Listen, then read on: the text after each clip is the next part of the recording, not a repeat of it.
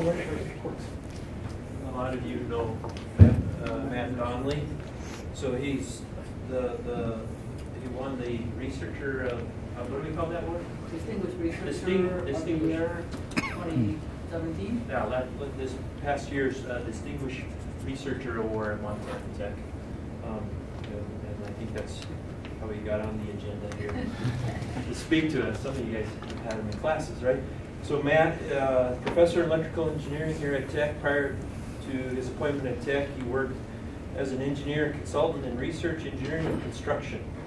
He has been the senior director of R&D at Quanta Technologies in North Carolina, vice president for renewable energy at Alpha Technologies in Bellingham, Washington, vice president and CTO of Sustained Energy Technologies in Calgary, Alberta. He holds 12 patents, has authored many publications, and is professionally licensed in engineering, and volunteers his time to support rural communities struggling to address pressing infrastructure issues. Matt has a PhD from Montana State, MBA from Washington State University. So I've known Matt for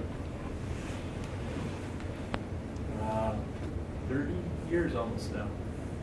And so I got great stories. I'm going to tell a couple. So Matt Donnelly and I met in graduate school. And how do most people fund their education? Marcos, how do you fund? Scholarships, loans. So what did Matt Donnelly do? Him and his buddy drove around the state of Montana until they found a bank in Timbuktu or wherever to loan them money to buy a bar. And he ran a bar to get through college. Pretty successful for him. But the other thing, Matt, is he's a licensed electrician.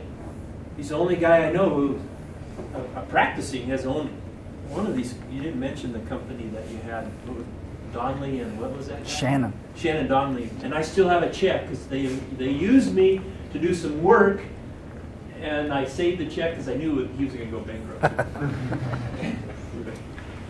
But he's a licensed electrician all the way through a PhD in electrical engineering and a business degree. He's really multifaceted that way. So, and if you hang around Matt and I much, you know we fight like cats and dogs.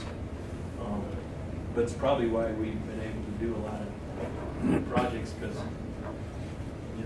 that fighting usually ends up in ideas and stuff that are pretty neat. So. But anyway, he's going to talk to us about energy storage and the impacts on power system operations. So, thanks, Matt. I appreciate the introduction so much, and I appreciate the invitation by Dean Hartline and all the effort I know that the graduate college goes through to put this series on. I came in here and I mean, it takes a lot of effort to put the flyers together, put the cameras on, and all that stuff. So thank you for that. I think that's a real benefit to our campus. And thank you all for coming. I have the distinct disadvantage. So Dean Trudnowski suggested that we've known each other for 30 years, and our research has paralleled somewhat one another's. I've been in the field, out of the field, in the research arena, back in the field. But when I'm in research, my research area parallels Dan's quite closely, and that's primarily because we both received our PhDs from MSU back when MSU had a robust power program.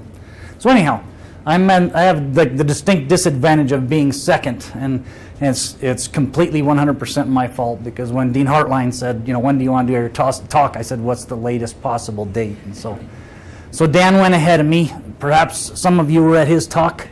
Some of you weren't, and so I kind of tried to decide to go at a much higher level and talk to you about issues in the electric power grid, but relate them back to a very high level overview of what I'm going to call energy storage. But it's all tied together. The big energy picture for our nation and the world is tied together with energy storage, is tied together with renewable energy, is tied together with how the electric power grid works. And so I hope my talk is not too disjoint. It's to talk a little bit about how the grid works, talk a little bit about where energy comes from and how energy is stored, and then go into the R&D topics for energy storage and grid research. So that's my goal. I hope it works.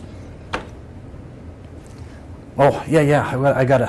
I try and, at least in the beginning, I think I got tired of looking at interesting pictures, but I wanted to make the talk interesting. And so I got some pictures. I try to keep them Montana-centric, but this one is not Montana. This is a power plant on the Columbia River, right by Umatilla, Oregon. So this is right where the Columbia River comes down and hits the Washington-Oregon border and heads out towards Portland. This is the McNary. This is the turbine deck of the McNary powerhouse at the McNary Dam. And we'll see some more dam pictures, but again, I'm going to tie this back to storage, and I think, back here behind this powerhouse is 200 feet of water. That water represents stored energy to me, and it's so important, so critical to the proper operation of the electric power grid. So we'll talk more about that, but I'm trying to put some neat pictures on there. So my objective is just to share a perspective with you that at the end I hope I'll tie back to how the electric power grid operates, R&D opportunities for Montana Tech, issues that are facing our nation and the world, and maybe a perspective when we think in a broader context about what stored energy means, maybe a perspective to help us facilitate, our conversations about policy. That's my objective. So I'll start with how BES means the bulk electric system. We can come down and we can talk about the electric system inside this building. If something happened with the circuit breaker inside this building, that'd be a tragedy for all of the faculty who wouldn't be able to teach that day, but not a tragedy for the rest of the people of Butte or the people of the Western United States. And so the bulk electric system is the high voltage system. Usually we talk 115,000 volts and higher, and that's the infrastructure that carries all the energy. And so when you see BES in this talk, that's the bulk electric system, and we care quite a lot about BES reliability, because if we lose that high voltage transmission system, we lose vast swaths of electricity for regions of North America, and that gets the interest of a lot of parties. So first I want to talk about how the bulk electric system operates, and that'll overlap a little bit with Dean Trudnowski's talk. Then I want to talk about energy storage, how it relates back to the BES. Then I want to talk about issues and R&D topics and opportunities, and I'll touch on my R&D as well. This one is a neat story. This is the powerhouse at Hauser Dam on the Missouri River by Helena. The story I heard from the operators was that the Catholic Church hired the world's greatest masons at that time to come build the cathedral in Helena. They brought them in from Germany, a crew, and it was all family related, a crew of hundreds of skilled craftsmen, because they wanted the most beautiful cathedral in the region, right? And I think the Helena Cathedral is a beautiful building. So here's a bunch of skilled craftsmen, and they're nearing the end of the Helena Cathedral project, and Montana Power comes up to them and says, would you like another project before you go back to Germany? We're building a dam on the Missouri River, and we need the powerhouse. And again, there's some windows busted out and stuff, but look at that masonry. It's beautiful. If you have a chance to go on a tour there, I just can't. I look up at the building and structure, and I think, what craftsmanship. I wish, cost rules everything today. I wish we still had that kind of craftsmanship. So this is the powerhouse at Hauser Dam on the Missouri River. So BES operating objectives. Really, we have an infrastructure, and I won't talk too much about this, but we have an infrastructure of regulations, and we all know that we need that as engineers. So really, we were a bunch of independent power utilities at the turn of the 20th century, back in early 1900s, and we started interconnecting for economic reasons, and that was a great thing, a great boon, I think, to the U.S. and North American economy. But there really weren't any rules. We had operating agreements between entities. There were no federal rules or federal oversight, and that system of interconnections kept building and building and building until the mid 60s, when we had a New York blackout in 65 that affected about 30 million people. And think in 65 how dependent they were on electricity. Farms weren't even electrified in 65, not all of them, but we were already in the cities very dependent on electricity. Think about how dependent we are now.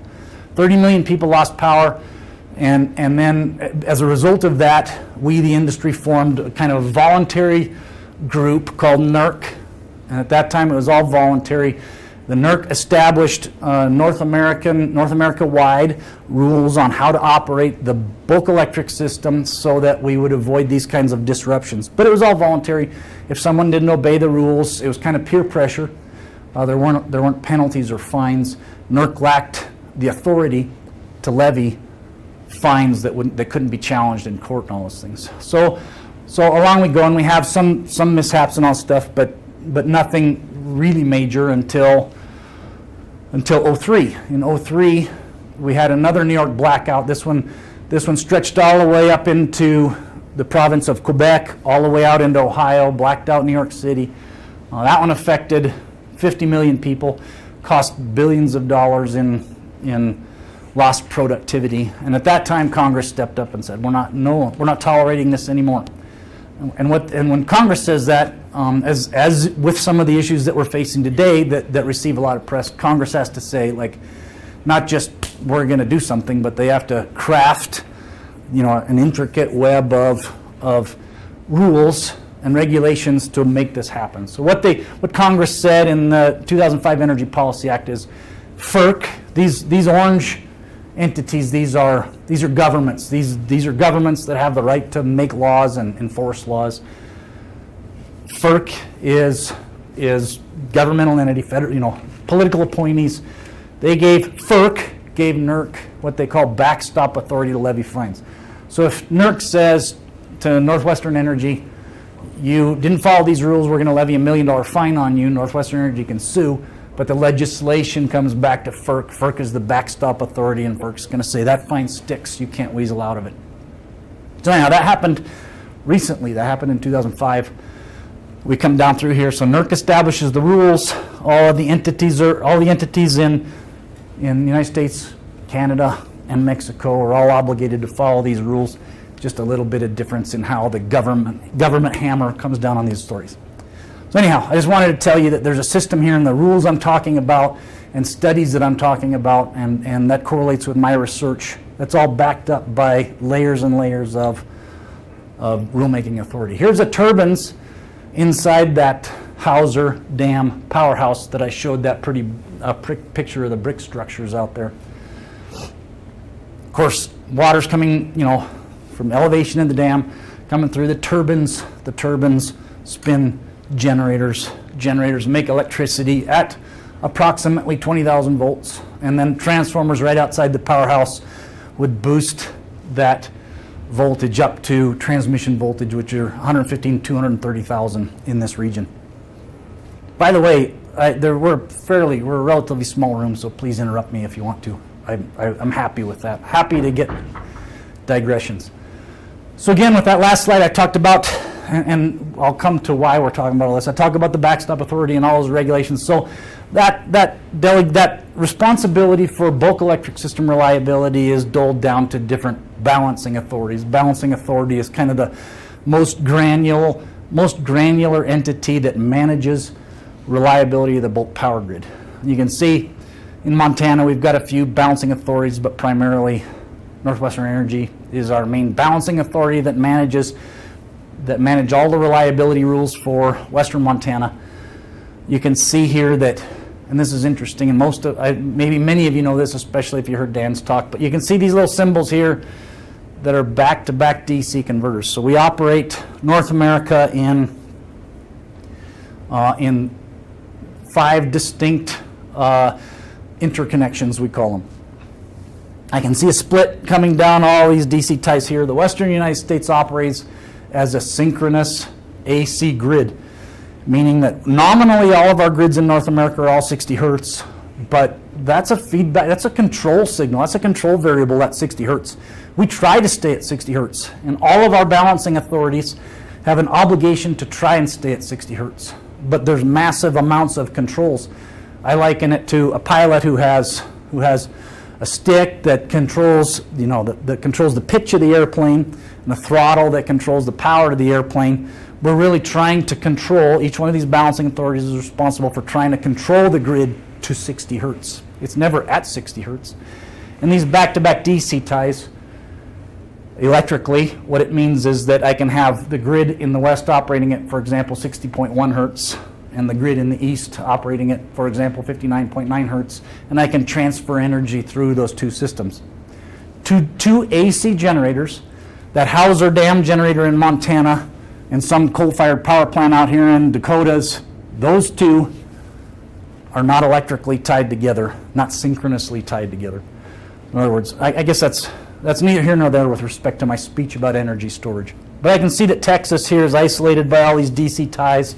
Quebec up here is isolated by all these DC ties. So here's 4 of the 5 interconnections: the west, the east, Quebec, and Texas.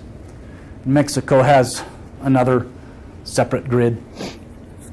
Anyhow, my point, NERC delegates its rules and responsibilities and operating authority down to these balancing authorities. And these balancing authorities are really the boots on the ground that are responsible for ensuring bulk electric system reliability.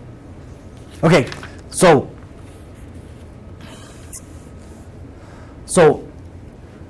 we talk, when we write these rules, we talk in terms of 2 broad swaths of things. Adequacy, at any given second of any given day, we need to have enough generation online to supply the demand. Demand, historically, in my industry, in my profession, we've assumed it to be uncontrollable, somewhat stochastic. So I know because when it was 0 degrees in February of last year, I know that Butte consumed a certain amount of electricity, and so I can predict that Butte's probably going to consume that same amount of electricity if it's 0 degrees in Butte today. And I better have enough generation available in the western United States to accommodate Butte's needs, demands at that time. That's the adequacy problem. NERC defines it like the ability of the electric system to supply the aggregate demand. And as in terms of research topics, this brings up an interesting point to me.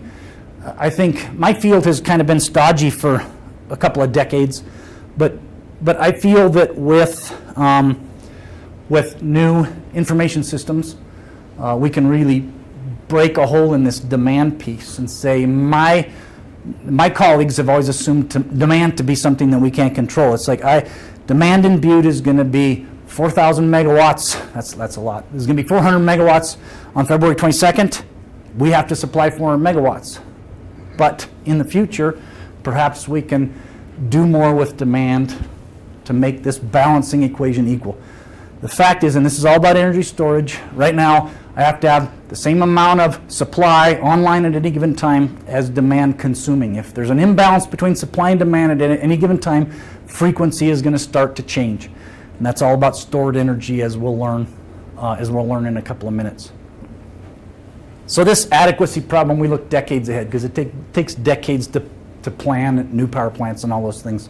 Here I'm talking about the adequacy problem. Again, I'm trying to stay Montana, but this one is just interesting to me because I'm interested in R&D topics in nuclear power production. Uranium, to me, represents stored energy.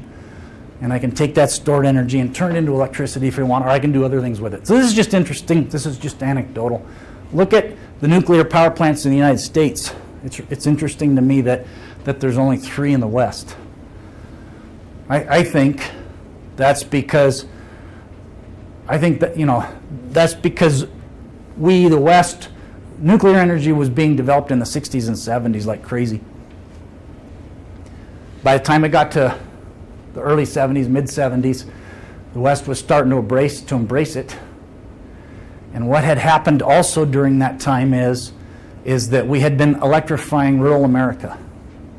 And, believe it or not, it took that long to electrify rural America. And as we're spreading out these power lines, that was a big federal investment, as we're spreading out these power lines to all the farms and injecting electricity into agricultural pumping and all that stuff, our demand was growing like crazy. Electricity demand was exponential. It was why would we not think it was going to continue exponential electricity demand forever?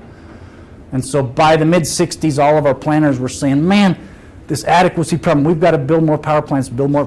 And so we started building a bunch of nukes in the West. But then it turned out that after kind of rural America got electrified, we plateaued. There was no more electricity demand. And so I can think of a whole bunch of technological reasons, and I'm an engineer, and so my brain always goes there first.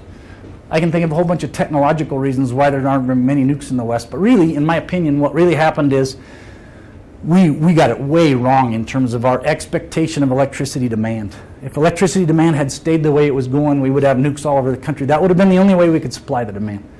But turned out that we were wrong in our forecasts. A whole bunch of nuclear projects went bankrupt. Billions of dollars of defaulted debt in the West. And so the Westerners, we all got scared of it because we Western ratepayers don't want to pay for all those defaults.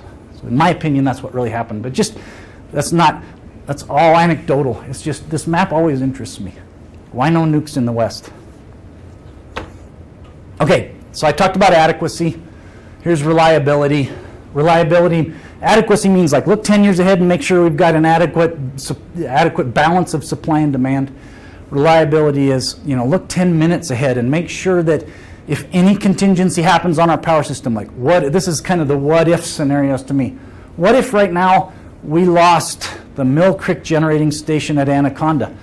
Lost it meaning like, so let's say something simple happened, like some cooling pump broke. And so the operators had to shut the power plant down. No catastrophe, happens all the time. But the operators shut the power plant down. We just lost a couple hundred megawatts of generation. What resources do we have in our region that we can use to make up that lost generation? For me, that's the reliability problem. What if? Always looking ahead. The operators on Harrison Avenue are always looking ahead. What if this happens? What if this happens? Let's make sure we steer our power system into a situation that no matter what happens out there, we can recover and we can make sure that we maintain reliability of the bulk power system. What does it mean to lose?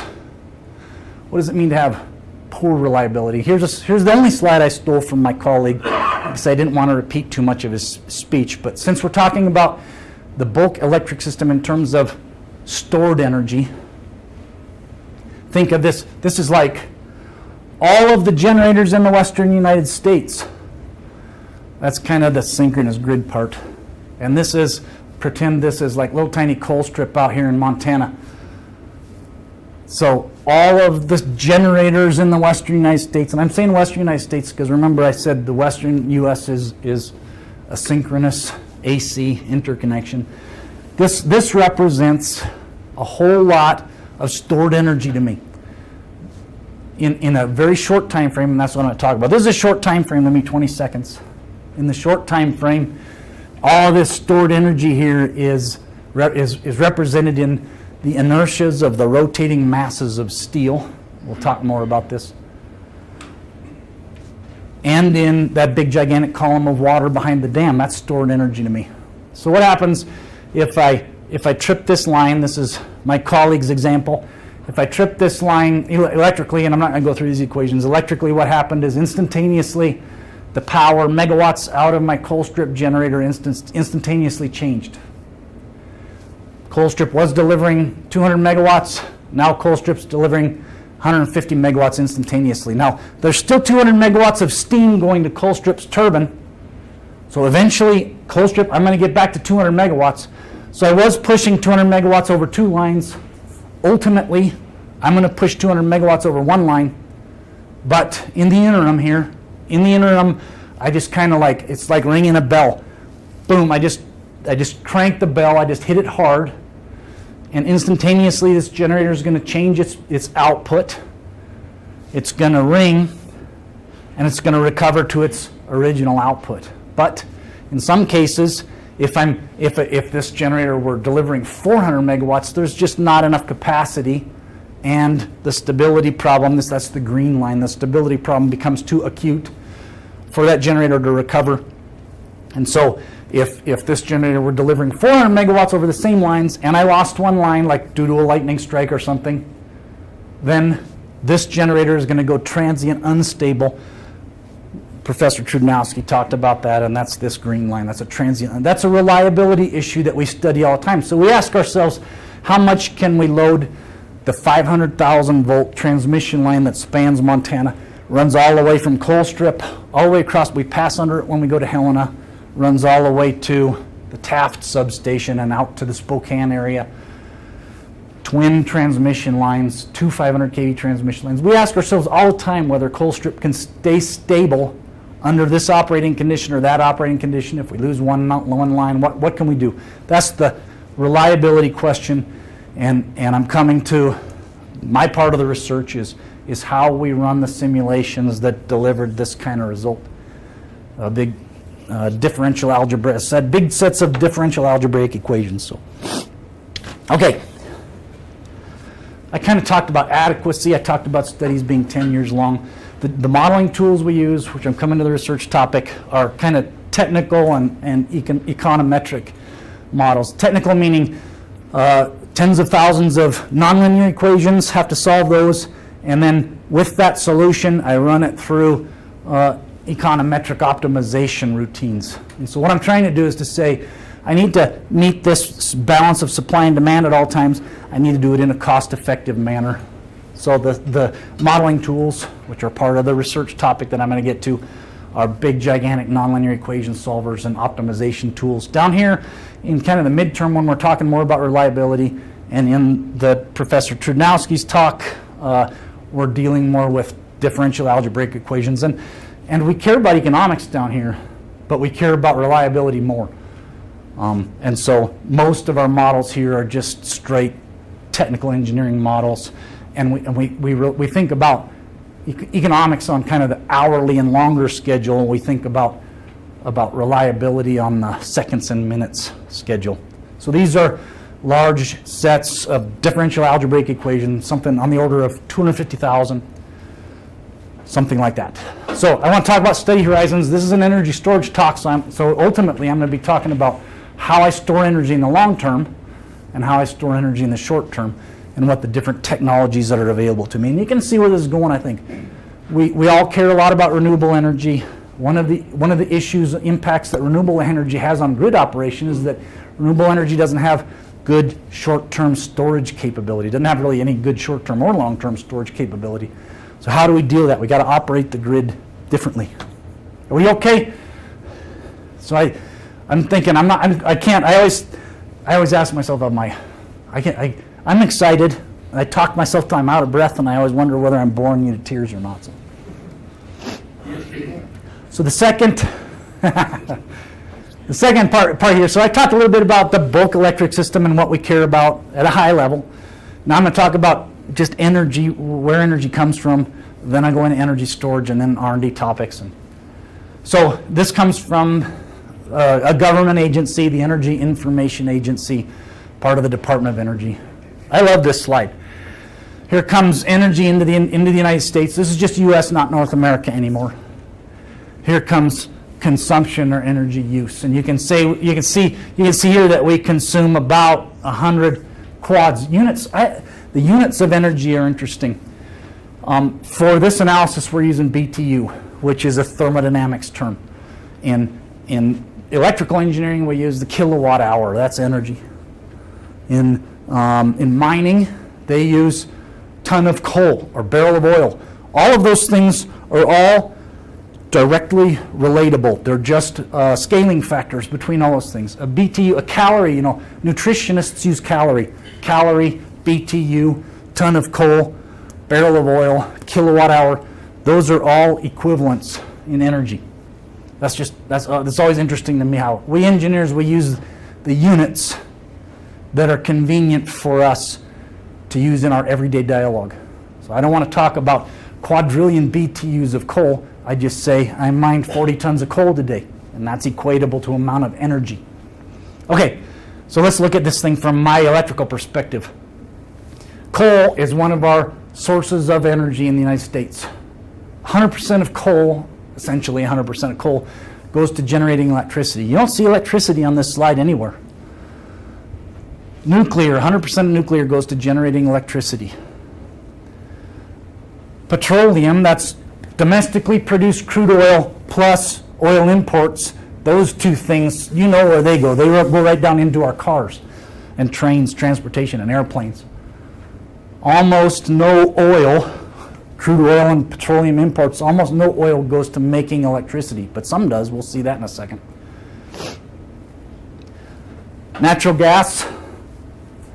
That has multiple uses to me. Some of it goes to making electricity, some of it goes to heating industrial processes, like making cement requires a lot of heat. Natural gas is kind of a multi-use fuel. And then that leaves us with renewable to me. When you see renewable here, 10 quads, 10% of our overall energy input, half of that is hydropower. So they include dams as renewable energy in this thing. And I'll break that down more.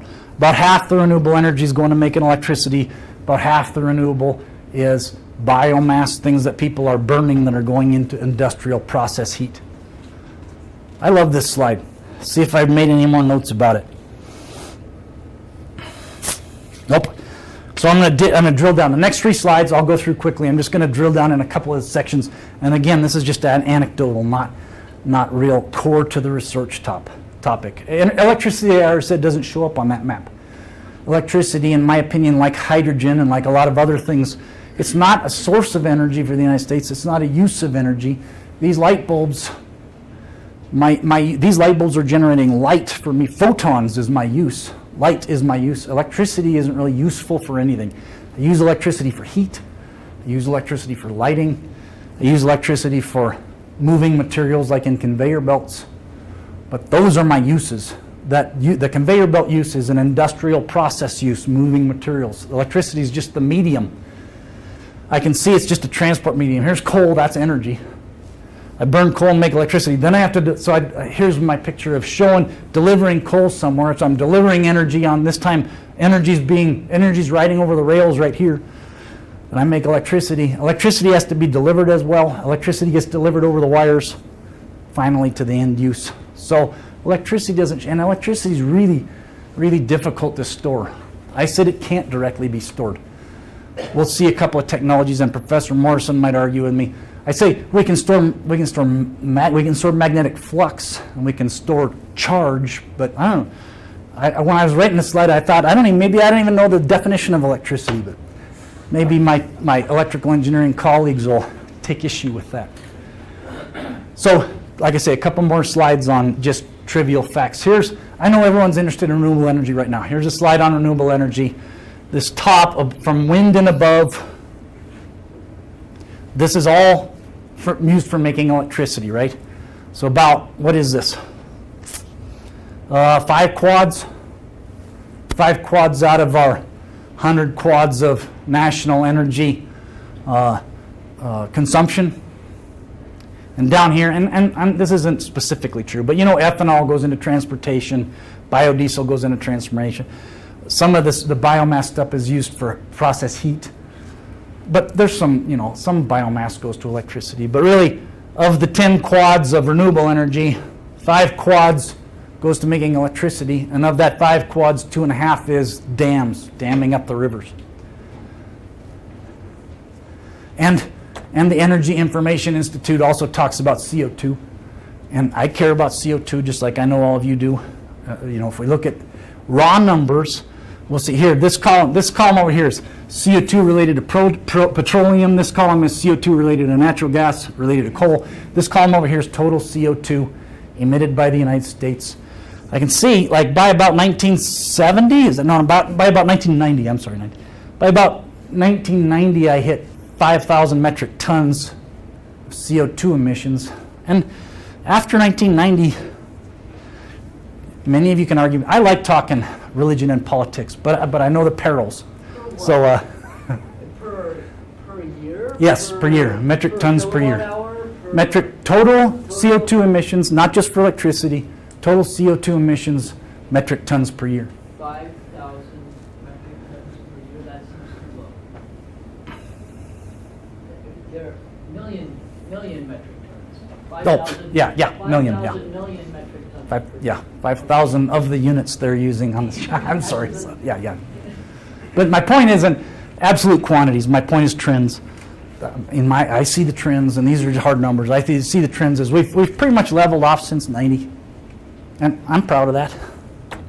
And again, this is anecdotal to my talk. I just thought you guys would be interested in some interesting facts from the Energy Information Agency.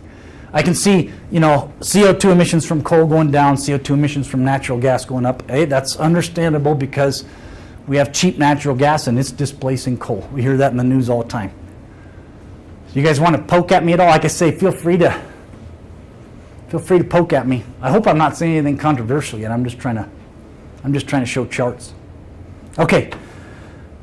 So here's just more interesting facts. Here's electricity. We kind of already went into this.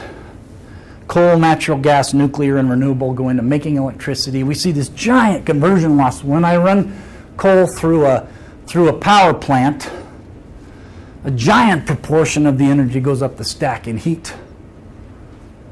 That looks awful in this electricity chart. When I look at this information, that looks awful to me until I think, yeah, sure. They show oil going from my 50 quads of oil that come into the country that goes right to transportation in that original slide. Sure, but what kind of conversion losses do I have in the car? When I burn that oil in my engine, heat goes out the engine. When I turn my drivetrain, I have friction losses in my drivetrain. How much of that oil actually gets used to move the car a mile down the road? In the rail industry, they talk about their fuel efficiency in terms of ton miles per gallon. In the auto, when we buy cars, we just say it's miles per gallon, but really ton miles per gallon is the real metric. And there's lots of conversion losses in the transportation industry as well. Anyhow, electricity, for me, it's like once you make electricity, you have very small conversion losses down here in the use. But for petroleum, you have large conversion losses in the car. This is just interesting. Here's more electricity stuff. You can see what's happening to coal. Coal's dying off in terms of an electricity source. Natural gas is ramping up. You can see that this period in here, till about 1980, almost 100% of this renewable energy growth, that was us building dams on the rivers. And in the 80s, we stopped building dams. And the rest of this renewable energy growth, in terms of the renewable energy we use to make electricity, this comes from wind and solar, this growth right here. Okay, one more trivial thing. Oh, yeah, and expenses. Electricity expenditures, I got to go faster. Electricity consumption per capita.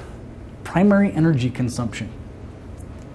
So this slide from the EIA, I thought it was electricity, but they're saying my total energy consumption, per capita consumption, leveled off in about 75. But my cost keeps going down, and cheap natural gas is going to push that down even further. Again, I got to stop talking about this. This is my last trivia slide, then I get down into the meat. I just thought you might want to know about natural gas because we're at Montana Tech. We hear in the news all the time about the shale oil revolution. What's happening is this piece here was zero a short time ago, less than 10 years ago. This piece, natural gas piece, is like growing giant. Where's it all going to go? It's all, all this new shale, all this new fracking natural gas is going because more and more of our power plants are natural gas power plants. Natural gas is displacing coal, so this is going to keep getting bigger. We're going to have more gas from shale wells. More of it's going to go to electricity, and we hear about this in the news all the time. More of it's going to go to exports out here. We hear people saying we're going to build liquefied natural gas export terminals so we can liquefy our natural gas because we're producing so much of it. We can liquefy it and send it to China and other places where that's stored energy, right? That's us saying we have energy that was stored in the ground 1 million years ago. We can, this hydrocarbon, this form of stored energy, stored hydrocarbons, that's a real efficient form of energy, and we can ship it off to China in a way that is very efficient for shipping. And I'm not making any statements about whether it's good or bad. I'm saying it's an efficient way to move stored energy. So let's talk about energy storage. We're still good. I'm just doing my calibration check. So we're going to talk about lots of energy storage technologies, and I've already tipped my hand to tell you that as a power engineer, I think of hydrocarbons as stored energy. I think of feet of water in the head behind a dam. I think that is stored energy. I think of all of those sources of energy that I showed on that other chart as really stored energy that I can use to better operate the power grid. But I want to talk to you about time frames of stored energy. We have to think about, if we're going to use this stored energy, is it available to us like over a period of hours or years, or can I ship it from the United States to China if it takes a month to get from one place to another? Do I lose energy? If it were a battery, it would be discharging the whole way it's being shipped across the ocean, right? So I have to think about time frames of energy storage and what's good and bad and how that's going to relate to bulk electric system operation. So here's a slide just to get you thinking about time frames of energy storage technologies, which we're getting to. Here's a slide that shows how the ISO New England is the reliability responsible party in north of New York. New York has its own balancing authority, but the ISO New England manages Boston and all parts north of New York. This is a picture of what happened to them when they had a cold snap this winter. We're looking at, ending January 20th, just a month ago. So they had a cold snap in January here, in late December and January. This was their generation mix prior to the cold. I didn't know this. But look back here, there's no coal. Coal is this copper color. There's no coal back here in ISO New England's normal operating paradigm. They've got nukes for their base load. They've got wind. They've even got offshore wind going. And they got a lot of natural gas. We've all got natural gas in our mix now because it's dirt cheap. It's almost zero. But no coal and no oil. And then what happens? What happens when we go into this cold snap? I think the smartest thing to do would be, I need this much energy to meet my customers' demands. I think the smart thing to do would just be to keep bringing gas-fired power plants online. It's cheap. It's cleaner than coal. It's certainly oil. Are you serious? I didn't even know we had oil burners. We made these kinds of generators. So here's a generator that may be a turbine type, or it may even be a reciprocating engine, an old Cummins engine running a generator. I didn't even know we had that in the grid mix anymore. But ISO New England had to bring on their oil burners during this cold snap because they didn't have enough natural gas. Now we've got all these interdependencies coming to play. If we're going to rely 100%, fuel diversity is going to be one of the punchlines of my talk. If we're going to rely on natural gas 100%, we better have a pretty robust natural gas delivery infrastructure. We're using natural gas as our storage media. We're using natural gas as our storage media. Here we're using oil as our storage media for kind of this 2-week time frame. That's what I'm calling long-term storage. But if we're going to rely on natural gas, we better have a robust energy delivery infrastructure for natural gas. This is just a really interesting slide to me, showing that their natural gas production, I would have expected it at least to stay even, right? Their natural gas generation, electricity generation attributable to natural gas, went down because the pipelines into the New England area were full. And the houses needed heat. The houses needed heat. Houses needed the natural gas. So the power company said, well, we better cut back our natural gas use and bring these old oil burners online. I guess the point of the slide, 2 points. One is I want you to think of energy storage in terms of the time frames that allow us to store energy. And the other thing I want you to think of is if we're going to have all of these energy interdependencies, we better think about those as engineers. We better think about them in a comprehensive analytical framework. Matt, was that a regulatory thing that diverted the gas, or was it just the spot pricing incentive them to burn oil and coal instead of I think spiking? So spot price means there's natural gas is essentially free in the United States, and don't tell our petroleum engineering friends I said that, but because they're going to say it's not free, but it's like, so, but what causes a high spot price? It's if pipelines are all full and natural gas is not available to me in Butte, Montana, then I might have to pay a high spot price for it. So Professor Nagus' question is, like, why did the utility decide to back off? I think it's two factors. Certainly, the spot price went up high enough on natural gas that it's economic for them to start some coal-fired power plants, which they did. But it's unfathomable to me that these old ancient oil-fired power plants would be economic. And I don't think they were, Kevin. I think what happened is that the utilities got an obligation to try and That's what I mean. It was a make sure that, I don't even know if it's regulatory. It's like you can't have it. You can't say, if you're the power company, you can't say, I've got a long-term contract for natural gas and I'm going to use it. Yeah. To heck with you if you in the retirement home freeze to death, you know, like, yeah.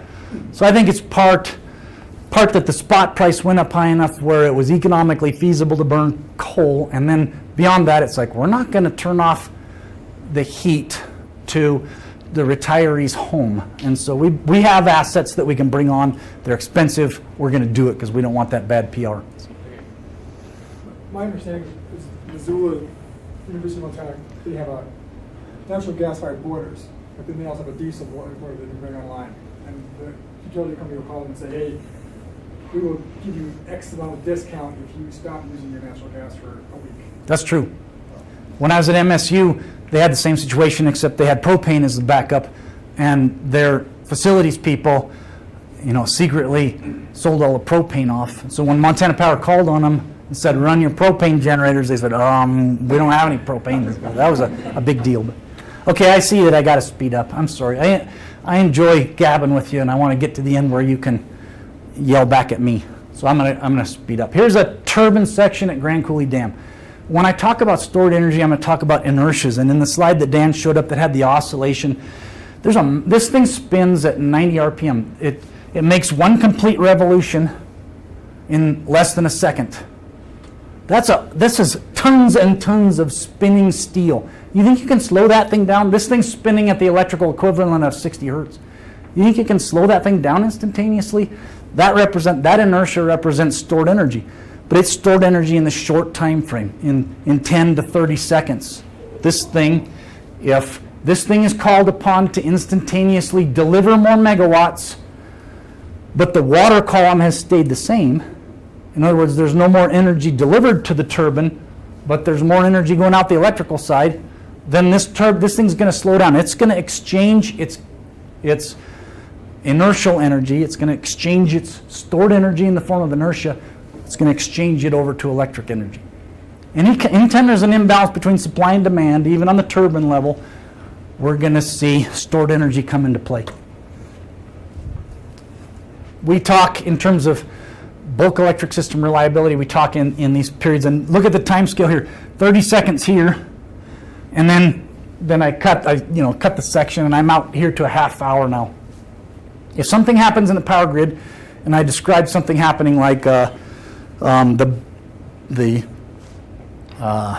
feed water pump at the Mill Creek generating station broke, those operators made a decision to turn that plant off, take that plant offline. I just lost 100 megawatts of generation.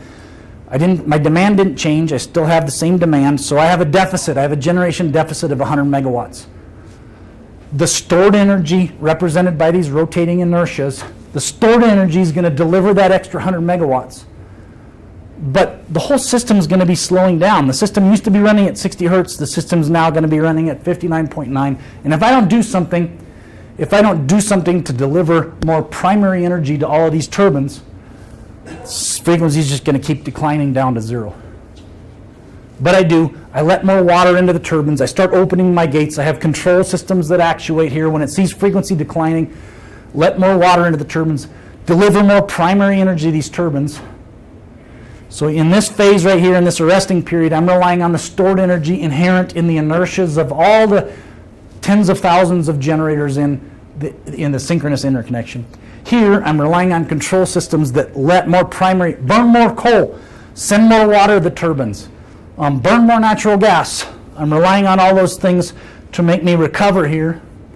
And then in the kind of the 10-minute time frame, I can think about, okay, we averted disaster.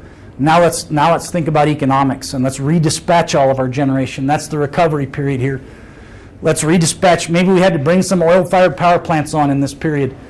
Now let's rethink that. Let's get economical, and let's redispatch, reposition our bulk electric system so that our generating fleet is delivering economical energy even in the face of that 100 megawatt loss at Mill Creek. So for the Western grid, these disastrous losses like 100 megawatts at Mill Creek, Does that happen every minute, every day, A- a few times a month? A few times a day, I would say. Okay, A few- overall in the whole western, Yeah. a few times a day. Yeah, for the disaster, for the 100 megawatt and greater. Going, So, you know, going yeah, completely, yeah. or at least for a little while. Yeah. So again, types of stored energy, I'm going to go pretty quick. But this is Hungry Horse Dam. This is the spillway at Hungry Horse Dam. You can see it's a dated picture, but I think it's a cool picture. Normally at a dam, the spillway, you know, if the water gets too high, water spills over a portion of the dam. At Hungry Horse, they have this, they call this a glory hole. They have this type of spillway. So you can, this is 225,000 gallons of water a second going down this tube hundreds of feet down into the river below because the water level in the dam's too high, right? That's just a cool picture. My point here, water behind a dam represents stored energy to me. And we use our dams radically. In the West, we use our dams at a dramatically to back up wind generation because wind doesn't have any stored energy. And so we use these dams dramatically in the Western United States as the form of storage to replace the intermittency of wind. Here's Colstrip. I took a big picture. Here's the Colstrip power plant down here. And I just took a picture of all I could see from Google Maps of this coal. To me, the reason I'm saying these coal strips, these coal seams, these coal seams represent stored energy to me. I move the coal over to the power plant and burn it. So those are hydrocarbons as stored energy. I'm not, you know, I think I'm happy with our transition away from coal, but I'm just talking about bulk electric system reliability. I'm not talking about policy questions yet. I just wanted to remind you that that's stored energy. That's the kind of stored energy that moves our transportation system around. We got to think about that because a lot of us are talking about changing this hydrocarbon energy out into chemical storage, right? Batteries. I think batteries are a chemical storage system. Let's store energy in the chemistry. This is a lithium-ion battery power plant in San Diego. This one, at the time it was built, was the biggest in the world, and it's 30 megawatts, 4 hours duration. So this has 120 megawatt hours of stored energy. Lithium-ion batteries. These are lead-acid batteries, 2 volts per cell, 60 cells, 120 volts DC is what we use in our substations. This one comes out of one of the dams at Great Falls, owned by Northwestern Energy. Lead-acid batteries, a storage media, a chemical storage media. And again, I didn't have any, you know, when I take pictures of the big Colstrip turbine, it's difficult to get a photo that shows exactly how much mass is spinning on that shaft. If I'm at a hydro dam, you've seen some of those. Again, I'm talking about inertia storage. Stored energy in the form of rotating steel. That's very important for the operation of our bulk electric system. And this just shows an old picture of all of the sections. The low pressure steam sections, the medium pressure steam section, the generator section, there's a high pressure steam section behind. All of these things all fit on one big shaft, and that shaft rotates at 3,600 RPM. All of this steel, all sitting on one shaft, rotates at 3,600 RPM. Again, a massive amount of kinetic energy stored. Okay, and I say the absence of stored energy. You can see where I'm headed with this. Not anti-renewable, but just talking about bulk electric system reliability problems. Solar, where's the stored energy there? I'm happy with solar, but if the grid calls for more energy, can I deliver it from a solar power plant? Only if the solar power plant is operating below its current value of solar insolation. And I can't ask the owner to do that. I can't ask the owner to, hey, can you please withhold 100 megawatts just to do us a favor for the bulk electric system reliability? This owner is going to operate the power plant. This one is at Palmer, Alaska. This operator is going to operate the power plant at the maximum amount of energy they can deliver. Wind is the same. No, you can think there's stored energy in these blades, but the way the engineering design in these turbine nacelles doesn't allow me to extract that stored energy directly into the grid. Here's Colstrip again, and all I want to say here is that in the wake of all of our new environmental regulations, which again I'm in favor of. I keep saying that because I think most of you guys know I'm conservative and I don't want to get in any open fights while the camera's running, especially with you, Curtis. But if I say Colstrip, operate your power plant the cleanest you can possibly. I hate coal. Operate your power plant the cleanest you can possibly operate it. No mercury emissions, no NOx emissions, and minimal CO2 emissions relative to the amount of megawatts that you're delivering onto the power plant. That's what I've told Colstrip to do, and I love the engineers out there. They've done it. Colstrip's one of the most efficiently operated coal-fired power plants in the nation. I'm proud of those guys, but what it means is that they're running their boiler. What's a coal-fired power plant like? You burn coal in a boiler, make steam, move the steam over to the turbine and make electricity. They're running their boiler at exactly the right efficiency to deliver exactly the right megawatts out the electrical side, so they have no more steam to give. In the old days, we'd tell Colstrip the same thing I asked of this PV plant, this solar plant operator out here. In the old days, I asked Colstrip, I said, hey, wink, wink, keep some extra steam in your boiler because I might need it if I lose this Mill Creek substation. Today, they can't do that. And so I say, absence of stored energy. I've been harping on you saying, hydrocarbons represent stored energy to me, but if I ask Colstrip to run with an empty boiler, they have no stored energy to give me.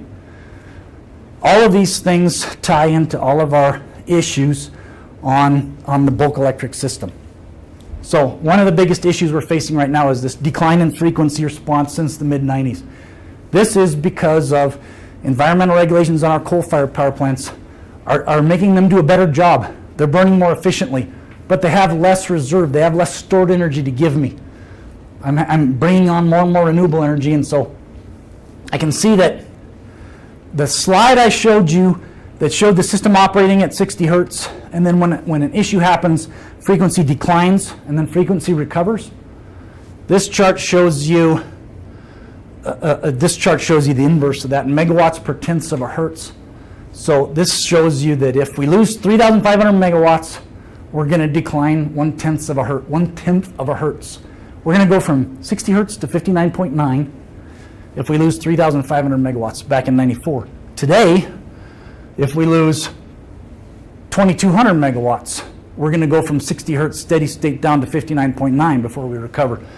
So you can see this trend is alarming to us. If we lose frequency response, we will lose the reliability of the bulk electric system. Right now, I'm just trying to present BES issues to you. The adequacy issue, what I want to, this is a busy slide, and with apologies, I'm running over. And so what I want to say, overall, BES adequacy is okay. I think there's there's really net zero electricity load growth right now in our country. Why?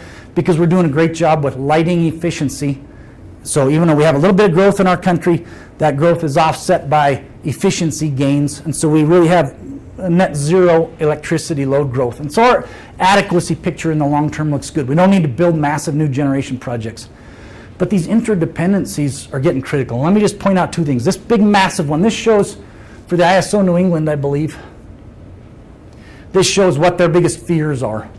And the size of the red dot represents customers who lost power. So this biggest one, case U, says if we have a natural gas compressor outage, which is completely out of our control, that's the natural gas company, not us. If they lose a compressor, we lose a whole bunch of our citizens in certain power system operating conditions. Whereas, like one of the things we used to worry about is losing a nuclear power plant, because we really rely on those. So case M, and these are the only two things I want to point out. Case M means we unexpectedly lost a giant nuclear power plant, and we're in cold conditions, and we're in a severely stressed system. We expect to lose this many customers. But man, if we lose a natural gas compressor, that's really shocking to me. Are you going to cut me off? Okay, more about, this is something Dan already said. Transient stability is an issue. And I want to talk a little bit about research and energy storage. Here's all the stuff that you came probably for that I'm not going to get to. What kinds of energy storage technologies is our Department of Energy funding? Long-term storage, in my opinion, is up here, pumped hydro. In Montana, there's a project to pump water out of the Yellowstone River, pump it up into the hills at night, let it back down in the day. There's also a proposal for us doing that at the Berkeley pit. I think that'd be a cool application of the Berkeley pit. This is compressed air energy storage, same concept. I find a big salt mine. At night, I pump air down into the salt mine. In the day, I bring the air back up and turn generators during the day. And I say this night and day thing because electricity is cheap at night, expensive in the day. All the way from these long-term technologies, all the way down to lithium-ion batteries, supercapacitors, and magnetic energy storage. Flow batteries are a big, longer-term battery technology. And also at the Department of Energy, we're studying hydrogen energy storage. And here, when I think about Montana Tech, I think we could contribute here, because what are the research topics for hydrogen energy storage? It's, in order to make hydrogen worthwhile for transportation uses, we've got to compress it down and put it in a really small container. So how do I make, for example, gas tanks that I can use in a car where I'm storing high-pressure hydrogen? Good R&D topics. Battery technologies, we have lead-acid batteries right here. All the R&D money that our federal government's poured into battery technology has brought us up this curve to where now we have lithium-ion batteries that are a lot more dense, that have a lot higher energy density than the old lead-acid batteries, but they're also causing fires on airplanes and in cell phones and all those things. It's hard, it's difficult to store energy densely. But look down here on this chart. The lithium-ion batteries way down here compared to gasoline. Up here, top right is good. Bottom left is bad in terms of energy density. Gasoline's a good energy storage medium, but it has bad effects as well. Okay, here's some research topics. This is for Energy Future Research Center. MSU has one of these, but it's expiring.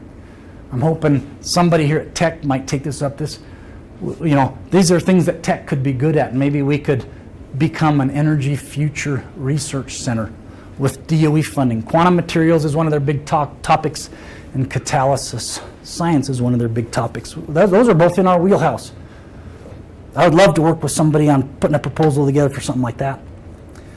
In our region, down at Idaho National Energy Lab, they're building small modular reactors. This reactor fits on the back of a semi-truck, gets hauled out to a community, planted in the ground, and this thing provides 50 megawatts of energy.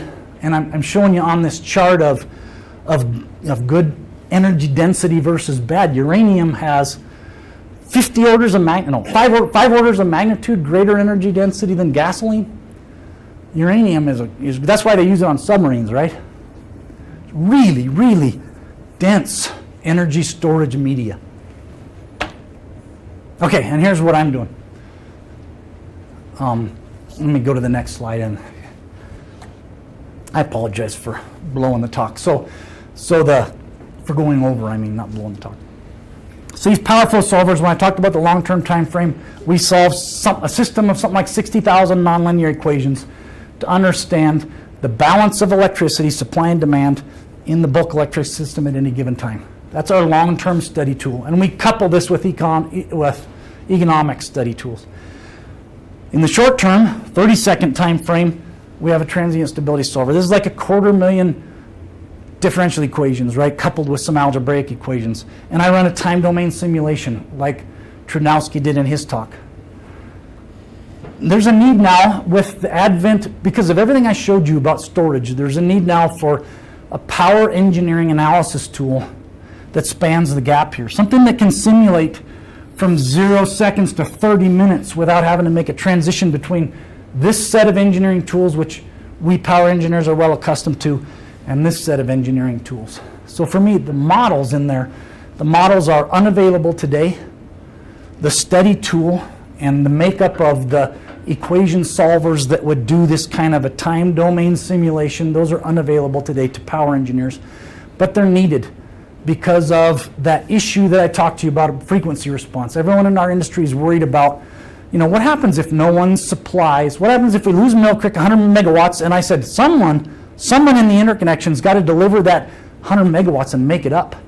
In the past, all generators participated. Now Colstrip's saying, I just don't have it. I don't have 100 megawatts in my boiler. 15 minutes from now I will. because I can start burning more coal, but I don't have it right now. So we need these study tools to address that frequency response issue and to gain an understanding within our industry of saying who is responsible for arresting that frequency decline in the event of a contingency. A contingency means to me an imbalance between supply and demand at any given time. So that's the gap region where I'm spending my sabbatical developing all the study tools to answer that question. Here's an hour, 3,600 seconds. I can see this is a wind farm. The model that the wind farm developer gave me is blue, meaning that when the wind farm's under some certain conditions, they're going to give me some voltage support. That's what this means. They're supposed to give me some voltage support. The green is the actual. They didn't give me the voltage support. So this is kind of an initial. We couldn't study this. As engineers, we had no study tools to understand whether the model that the manufacturer gave me was actually exhibiting the same conditions that I see in real life.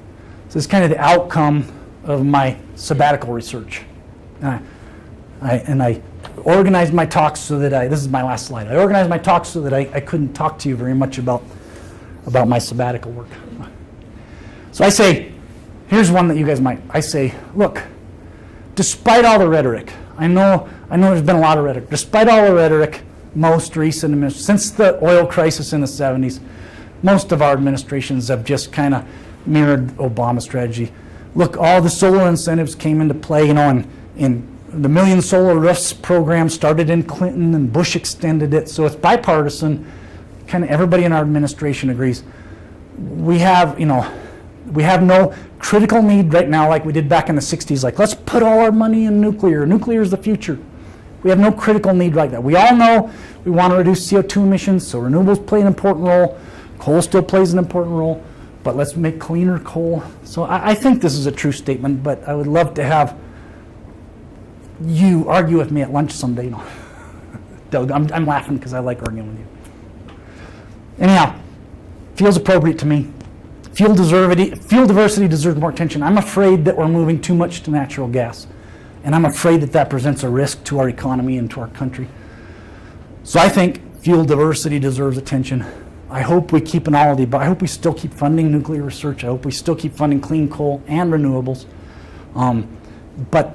But when we're talking in our social circles about energy policy, I hope maybe I've given a perspective on energy storage. We need energy storage to keep a reliable electric power grid. And energy storage comes in all kinds of forms. It's not just better batteries. It's all kinds of forms. Better dams, better batteries, better all the above, once again. Thank you so much for indulging me in going over my allotted time, and I'd be happy to answer questions. Thanks everybody for showing up.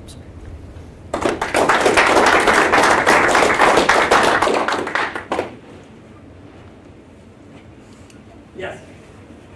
So a pump storage with Yellowstone River, theoretical lake, or the Berkeley pit. What's the times? If you called Mill Creek goes out. I mean, if you said I need 100 megawatts, they could get that. Just sitting there, right? Yeah. Or it's going up instead of going down. So the interesting thing about the pumped hydro project at Lewistown is interesting because they had a research component to it. And what I mean by that is it's a little bit crass, but when I say research, it means it's got a grant component, right? It's not completely funded by the utility. They wanted a grant component to make this thing economically feasible. So the research portion of this is a new turbine. In the old days, we had efficient pumps, pump water up, do it all night long, and then flip a switch, and then run the water back down through an efficient generator. So I had in my station, I had 2 sets of machines. A set of pumping machines, a set of generating machines.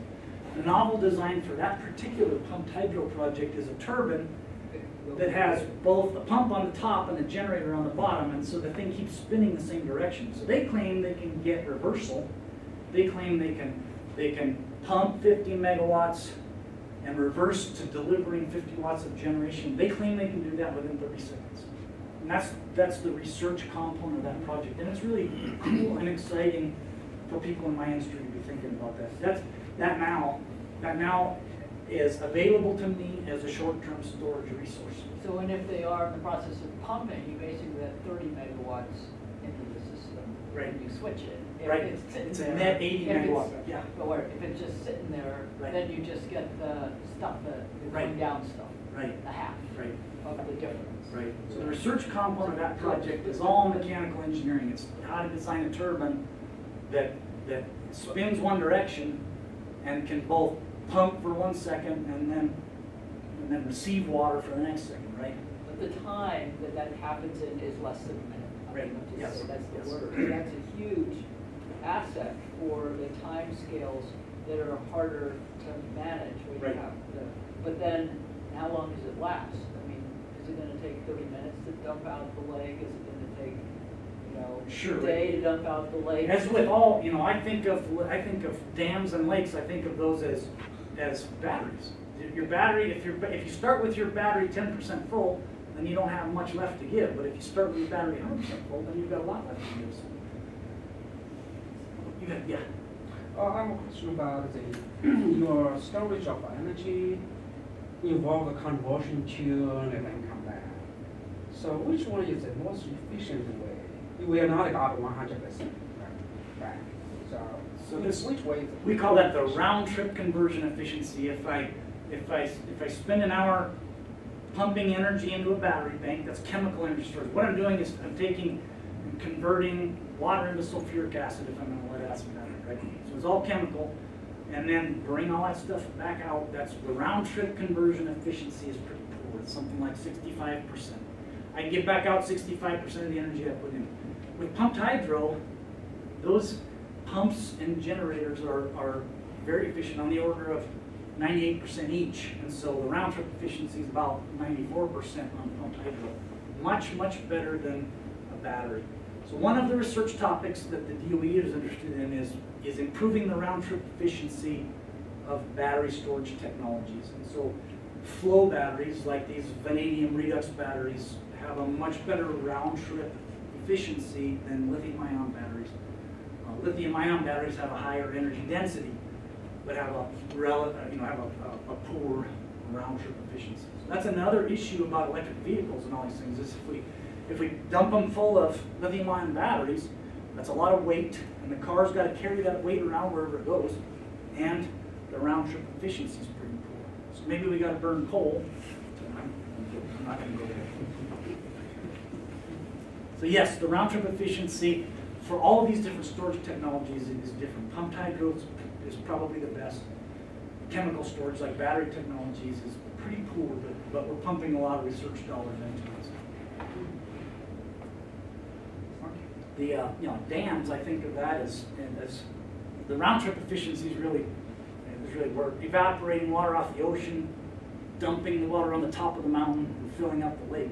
So I don't know what the overall environmental efficiency is there, but from my electrical engineering perspective, that's 100% efficient.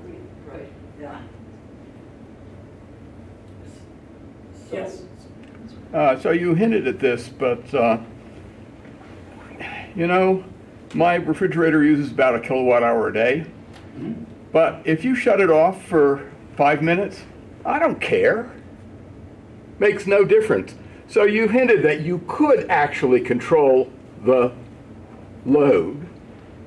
Do you model it? That's a topic I'm passionate about. We don't model it as power engineers. We don't model it now because we can't get at it, but we have to. My wife owns a restaurant, and she's got 8 chest freezers out in the back, plus her big walk-in cooler, plus her beer cooler. All of that's thermal storage, right? Thermal storage we didn't even talk about. My wife has a lot of energy storage on her premises that I could tap. She won't mind if I shut that all off for 10 minutes. Right. So I really agree that demand side, the control, we used to call it demand side management, but it's bigger than that now. There's so many assets. All of our electric water heaters, that's stored energy. That's energy stored as heat.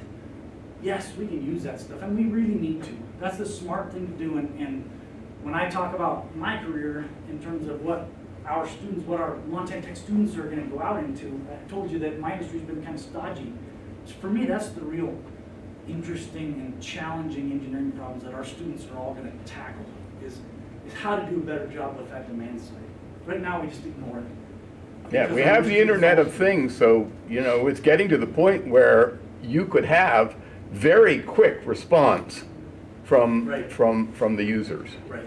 So, I mean, I was gonna ask, it's almost the same thing. So before we moved to Montana, we had a funny little light on our, I think, basically the socket that the water heater plugged into. And we got some minor little discount on our monthly bill because the power company could control when the water heater was allowed, this electric was allowed to heat, and they would turn it off so it couldn't heat if they were in a big demand thing, and they knew they could turn it on basically any night. Right. Right, and so we would have hot water in the morning. Right.